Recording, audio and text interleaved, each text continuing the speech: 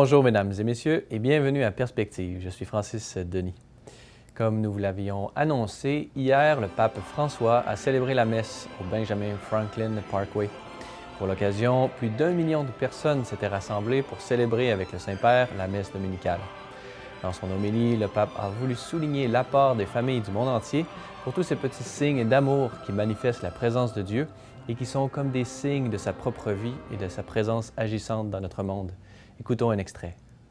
Certes, en ce qui concerne la bonté et la pureté de cœur, nous les hommes, nous n'avons beaucoup pas à faire valoir. Mais Jésus sait que quand il s'agit des enfants, nous sommes capables d'une générosité sans borne.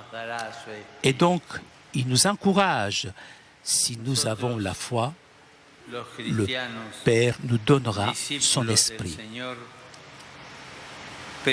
Nous, les chrétiens, disciples du Seigneur, nous demandons aux familles du monde de nous aider.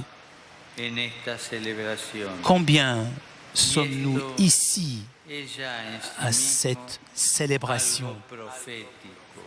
Cela même est prophétique, une sorte de miracle dans le monde d'aujourd'hui,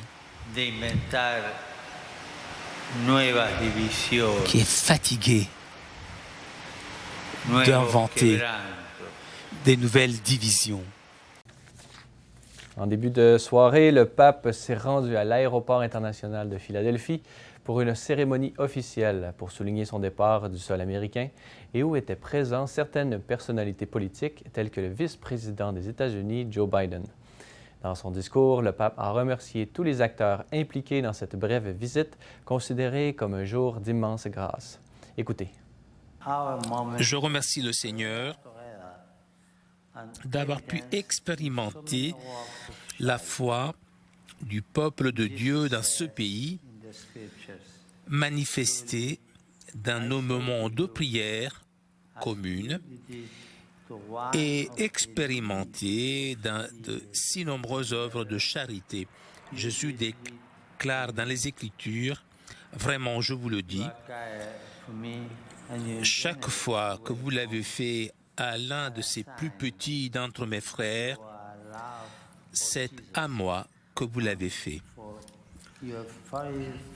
Votre sollicitude envers moi et votre accueil si généreux sont le signe de votre amour pour Jésus et de votre foi en lui. Il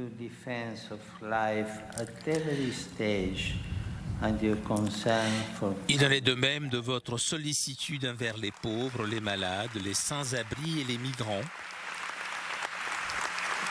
de votre défense de la vie à toutes ses étapes et de votre souci pour la vie familiale.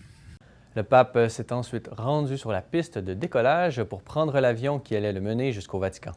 Dans ce vol de retour, François a bien voulu rencontrer les journalistes. Nous vous reviendrons demain avec les faits saillants de cet échange dans l'avion de retour pour Rome.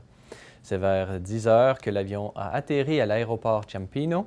Comme il a pris l'habitude de le faire, le pape s'est rendu à la basilique Sainte-Marie-Majeure de Rome pour remercier la Sainte Vierge de Nostra Signora Salus Populi Romani en y déposant un bouquet de fleurs. À midi, heure de Rome, la salle de presse du Vatican a publié le message du Saint-Père pour la 31e Journée mondiale de la jeunesse et qui aura lieu du 26 au 31 juillet 2016 à Cracovie. Le message en 4 points veut faire le pont entre l'année de la miséricorde et les JMJ de Cracovie, en invitant les jeunes du monde entier à se sentir responsables de la mission de l'Église et d'être des instruments joyeux de la miséricorde divine. Voilà, c'est tout pour aujourd'hui. Si vous avez des questions ou commentaires, vous pouvez m'écrire à l'adresse qui apparaît à l'écran. Merci d'avoir été des nôtres. À la prochaine.